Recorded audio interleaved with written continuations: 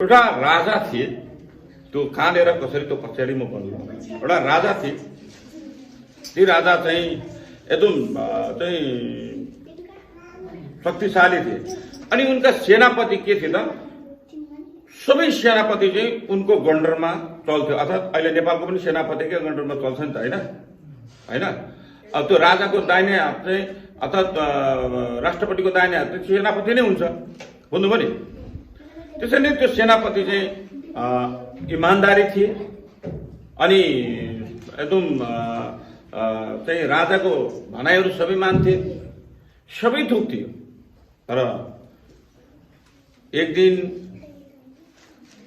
उहाँले एउटा यसलाई काम गर्ने एउटा एउटा नोकरी चाहिन्छ, मेरो सेनाको चाहिँ एउटा चाहिँ छोरी, मतलब काम गर्ने छोरी होइन चाहिन्छ भनेर चाहिँ उनले भनिसके पछाडि उनले अर्को देशमा पठाए। ती सेनापतिहरू गए अनि सेनापतिका साथमा अरू सेनाहरू पनि गए अनि के गरे, त्यो केटीलाई अपहरण गरेर ल्याए, बुझ्नुभयो नि। अपहरण गरेर ल्याइसके पछाडि बहुत गजबको कुरा छ, यहाँ तपाईँले मजाले सुन्नु होला। अनि अपहरण गरेर ल्याइसके पछाडि अनि जब ती सेनाको सेनाले लिएर आए राजाकामा, अनि त्यो सेनाले लिएर आइसके पछाडि सेनाको चाहिँ घरमा अर्थात् त्यो सेनाको मालिकनीको, बुझ्नुभयो नि, सेनाको मालिकनीको चाहिँ घरमा के गरे, नोकर राखिदिए। अनि यस्तो हेरिन् सेना यति मानिएको होइन। अनि तर उसको चाहिँ के छ भने पुष्ट रोग, क्या पुरै घाउभरि शरीरभरि चाहिँ एकदम चाहिँ त्यो सेनाको चाहिँ पुरै मुखैभरि घावै घाउ थियो। अनि भनौँ न पुष्ट रोग थियो। अनि त्यो ठेटी चाहिँ को रहेछन् भन्दाखेरि परमेश्वरकी दासी रहेछ, भन्नुहोस् न आमेन। परमेश्वरकी दासी रहेछ। अनि अब जसले अपहरण गरेर ल्यायो त्यो मूर्तिहरू पूजन गर्ने, दियावलसका पूजा गर्नेहरू रहेछन्। अनि मालिकसँग उसले के भन्यो भने हाम्रो मालिक यस्तो चाहिँ हुनुहुन्छ चाहिँ सबैले मानेको, तर उहाँको यो चेहरामा चाहिँ के भएको भन्दाखेरि यो कुष्ठ रोग हो भने।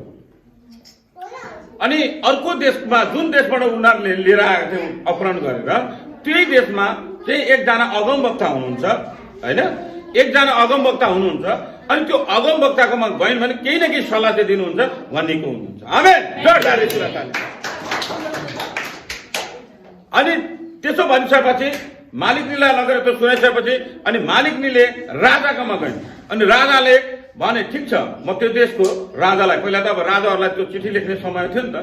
अनि राजालाई भनिसकेपछि राजाले आफ्नो जुन सेनापतिको प्रमुखलाई यो चिठी लिएर त्यो देशमा जाऊ जहाँ म तिमीलाई पठाउँछु। अनि त्यहाँनिर एकजना चाहिँ अगमवक्ता छन्, अनि एकजना अगमवक्ताले चाहिँ तिमीलाई केही सल्लाहहरू दिन्छन् र तिमी तुरुन्त यो रोग निको हुन्छ। अब कति वर्षदेखि त्यो चाहिँ कुष्ठ रोगले दबाइएको थियो। अनि त्यहाँबाट चाहिँ हो त भनेर अनि उनीहरू केही सुन केही चाँदीहरू लिएर त्यहाँबाट रवाना भए। त्यहाँ गइसके पछाडि त्यो देशमा गइसके पछाडि त्यो चिठी हेर अर्को देशको राजाले, बुझ्नुभयो नि। चिठी हेरिसके पछाडि अनि अरे यो के भनेको भनेर त्यो राजाले लुगोसँग जति त्यो घमण्डी गरे क्या, यस्तो हामी उ गर्ने हो र भनेर घमण्डी गरे। अनि त्यो घमण्डी गरेपछि जो वक्ता थियो उनलाई त थाहा भइहाल्छ, वक्तालाई त थाहा नहुने कुरा हुँदैन, किनभने परमेश्वरले सबै थोक जानकारी दिनुहुन्छ। अनि वक्ताले थाहा भइसकेपछि वक्ताले भनिन्, तपाईँले यो व्यक्तिले भनेपछि तपाईँले लुगा च्याप्नु पर्ने जरुरत के थियो? केही थियो? थिएन। तपाईँले यो मानिसलाई म भएको ठाउँमा पठाइदिनु। आमेन। अनि यो मानिस म बाटामा पठाइदिनु भने पछाडि अनि उनले के गरिन्, उहाँले राजाले के गर्नु, राजालाई पनि थाहा थिएन कि यहाँ हाम्रो चाहिँ देशमा पनि यस्तो अगमवक्ता छन् भनेर। त्यतिखेर थाहा भयो, त्यतिखेर महसुस भयो। अनि उहाँ पठाइदिइसके पछाडि के गरे, त्यहाँनिर गइसके पछाडि उनले के भन्यो भने कुनै नदीको नाम लि, अनि त्यो नदीमा गएर 7 पल्ट डुब्की मार्नु, तिम्रो कुष्ठ रोग निको हुन्छ। एकछिन त के भनेको, म यत्रो हाम्रो देशमा कत्रो समुद्र छैन र, हाम्रो देशमा कत्रो चाहिँ खोला नाला छैनन् र, जहाँ अब यहीँ आएर त्यो गर्नुपर्ने भन्ने उसको घमण्डी भयो। अनि उहाँ उसले चाहिँ के सोचेको रहेछ भने ऊ निक्लिने, अब ऊ निक्लेर आउला र मलाई छुइदेला अनि म निको हुन्छु भनेर चाहिँ उसले अर्थात् केही गर्ला भनेर चाहिँ एउटा विश्वास उमाथि रहेछ। अनि त्यसो भनिसकेपछि त हाम्रो गाउँमा कत्रो चाहिँ हाम्रो देशमा कत्रो खोला नालाहरू छन्, कत्रो पर्वतहरू छन् होइन, अब यहाँ किन गर्ने भनेर उसको घमण्डी भएछ। अनि घमण्डी भइसकेपछि म तपाईँहरूलाई यो जानकारी किन गराउँदैछु भने तपाईँहरूलाई अलिकति यो बुझ्नुपर्ने गम्भीर कुराहरू हामी तपाईँले बुझ्नुपर्ने। अनि जब उसले त्यसो भनिसकेपछि अनि उनीहरू फर्केर हिँड्न आँट्दाखेरि अनि सेनापतिले बुझ्नुभयो नि, त्यो सेनापतिका केही जुनियरहरू हुन्छ नि, सिनियरलाई त्यो भनिसके पछाडि ऊ रिसाले चुर मरिएर एकदम हाम्रै देशमा छ भनेपछि अनि त्यहाँनिर सेनापतिको जुनियरहरूले भने होइन हामी यत्रो टाढा आयौँ गुरु, अब एकपल्ट उहाँले भनेको पनि मानौँ न, यदि तपाईँले कसैलाई केही भन्नुभयो भने हामीले मानेनौँ भने तपाईँ के विश्वास गर्नुहुन्छ हामीलाई, तपाईँले के अरे यो गर भन्नु भने हामी मान्छे मान्दैनौँ, मान्छौँ हो मान्छौँ भने किन अनि यो चाहिँ उहाँलाई पनि त अब त्यो गर्दा हुन्छ भने अब यहाँ आइ त हाल्यो, यो गर्दा हुन्छ भने जाउँ न त एकपल्ट डुब्की मारौँ, के बिग्रिन्छ त, 7 पल्ट त डुब्की मार्ने हो। अनि जब जसरी उसले डुब्की मार्दै गयो बुझ्नुभयो नि, डुब्की मार्दै गयो 7 पल्ट डुब्की मारिसके पछाडि के भयो, ऊ निको भयो, जोरदार यसुलाई अनि ऊ निको भयो। निको भइसके पछाडि के गरे, ऊ चमत्कार भयो, पुरा भर्खरको जस्तो भएर निक्ले। अनि भर्खरको जस्तो भएर निक्लिसके पछाडि अनि उहाँलाई अचम्म लाग्यो, बा हो भक्तले भनेको कुरा नमानेको भए। अब यहाँ दुईटा कुराले के गर्छ, उसको जीवनमा एउटा जसलाई अपहरण गरेर लगेको थियो त्यो पनि एउटा गुड न्युज भयो, त्यो पनि एउटा परमेश्वरको प्रचार भयो हैन। किनभने त्यो स्त्री पक्रेर नलगेको थियो त्यो ठाउँमा भने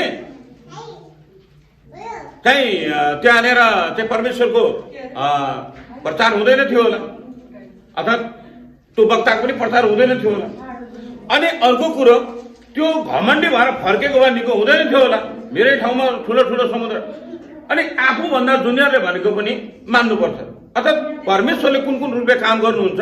अनि यहाँ पास्टर भए भनेर चाहिँ आफूभन्दा अगुवा जन भए, पास्टर भए, ठुलो पदमा छु भनेर घमण्डी कहिले पनि गर्नु हुँदैन, आफूभन्दा जुनियरले भनेको पनि मान्नुपर्छ। आमेन, जोरदार यसलाई ताली दिनु। अब म अर्को कथामा लान्छु है, आज अलिकति कथाहरू सुन्नुहोस् न, तपाईँहरूलाई मजा आउँछ है। एकजना मण्डलीको अगुवा सम्झिनुहोस् या पास्टर सम्झिनु, ओ बडो परमेश्वरमा जहिले पनि अगाडि बढ्ने, बडो परमेश्वरमा जहिले पनि अगाडि बढ्ने, परमेश्वरको चाहिँ कार्य गरौँ, परमेश्वरको सेवाकाई गरौँ भन्ने।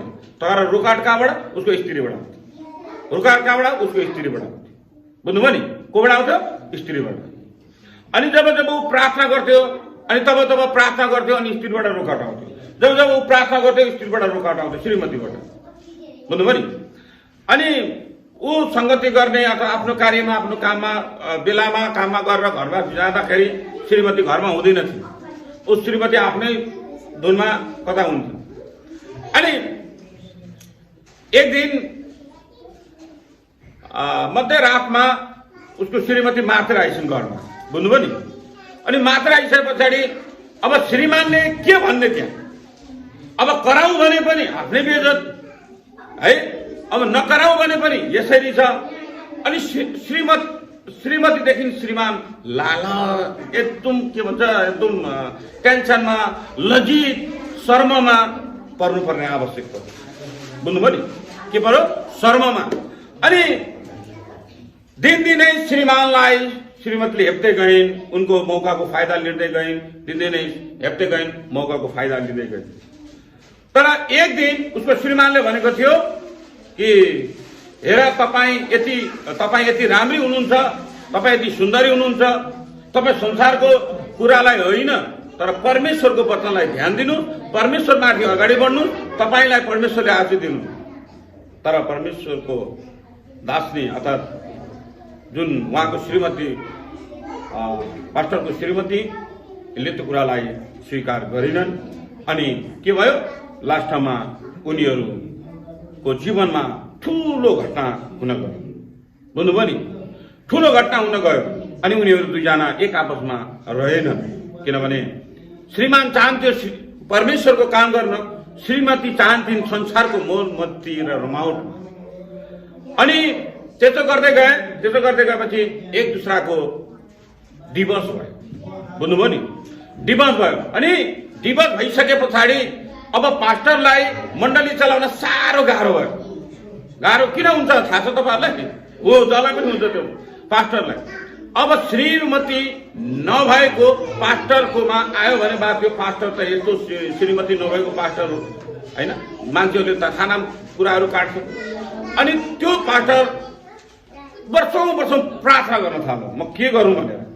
अनि परमेश्वरले उसलाई असल सुहाउँदो जोडी मिलाइदिनु भयो र उसको वरदान पनि बढ्दै गयो अनि परमेश्वरले पनि चमत्कार काम गर्दै गर्नुभयो। जोरदार यसलाई ताली।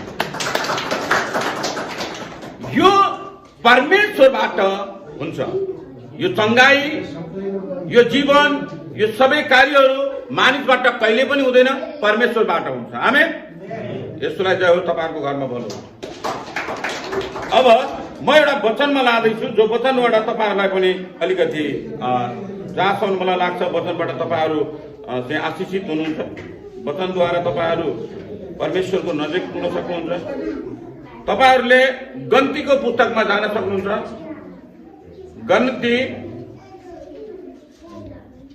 गणतिको पुस्तकमा जान सक्नुहुन्छ। गणति 12 को 1 देखि सबैले निकाल्नु। यहाँनिर रोगी बिमारीलाई कसरी मूसाले निको पारे, अर्थात् त्यो स्त्री अघि मैले जुन भने स्त्री अघि जुन स्त्रीको कथा सुन्नुभयो अनि के भयो पछाडि त्यो पास्टरको ब्याड ब्याटिङ हुन थाल्यो। बुझ्नुभयो नि, ब्याड ब्याटिङ हुन थाल्यो। म तपाईँलाई लान्छु यहाँ गणति 12 को 1 मा लेख्छ, मूसा की कुस्नी पत्नीको कारणले मरियम र हारून मूसाको विरुद्धमा बोल्न लागे, किनभने तिनले कुशी पत्नी त्यागेका थिए।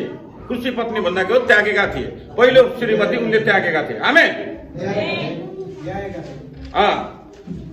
ल्याएका थिए अर्थात् दूसरा पत्नी ल्याएका थिए, अर्थात् उनले अर्को पत्नी ल्याउँदाखेरि के गर्थे? यहाँनिर के भयो 2 मा पढ्नु त कसैले? तिनीहरूले भने कि परमप्रभुले केवल मूसाद्वारा मात्र कुरा गर्नुभएको छ र के उहाँले हामीद्वारा पनि कुरा गर्नुभएको छैन र अनि परमप्रभुले यो कुरा सुन्नुभयो। हो। अब यहाँनिर मूसालाई केही ल्याएका कारणले के परमेश्वर मूसासँग मात्रै बोल्नुहुन्छ र हामीसँग चाहिँ बोल्नुहुन्न? अनि यहाँनिर के भयो भन्दाखेरि तिनमा हेर्नु भने मूसा चाहिँ पृथ्वी भरिमा सबैभन्दा विनम्र व्यक्ति थिए। आमेन। अब यहाँनिर के हुन्छ भन्दाखेरि त्यही पास्टरको विरोध हुन थाल्यो। अब सुन्नुहोस् यहाँनिर के भनेको छ। अब म फेरि तपाईँलाई 4 मा कसैले पढिदिनुहोस् त।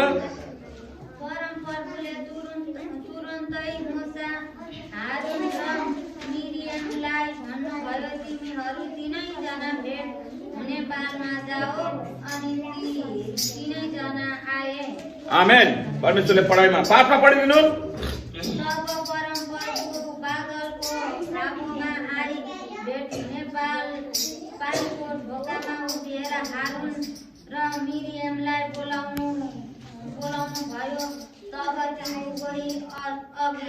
आमेन।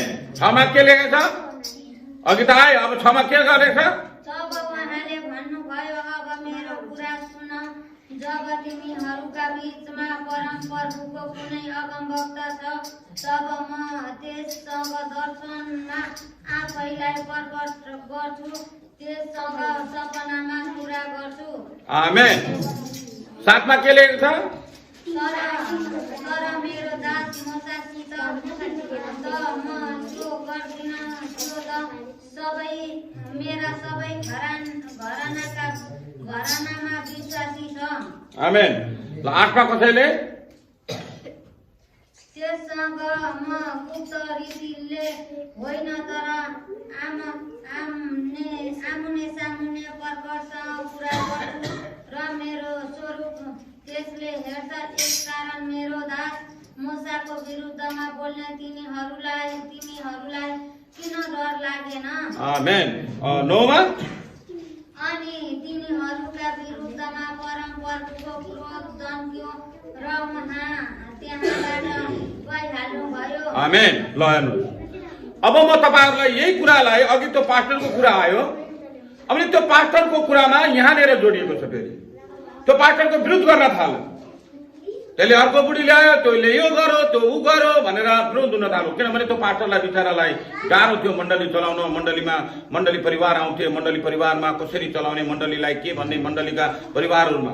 अनि यहाँ त्यो अर्काको बुढी ल्यायो भने या त अर्काको छोरी ल्यायो भने त्यो अर्काको बुढी पहिलाको बुढी त्यागिदियो भने त्योसँग परमेश्वर हुनुहुन्न, त्यसले परमेश्वरलाई चाहिँ त्यागिदियो, परमेश्वरसँग ऊ चाहिँ नराम्रो भयो, त्यो खराब भयो भनेर उनीहरूले बिलाउना गरे। एउटा कुरा तपाईहरुलाई यहाँ मूसाको कुराबाट तपाईहरुलाई जानकारी के मिल्छ, हामीलाई जानकारी के मिल्छ भन्दाखेरि कसैले पनि मानिसले ब्याकब्याटिङ गरेर हुँदैन रहेछ।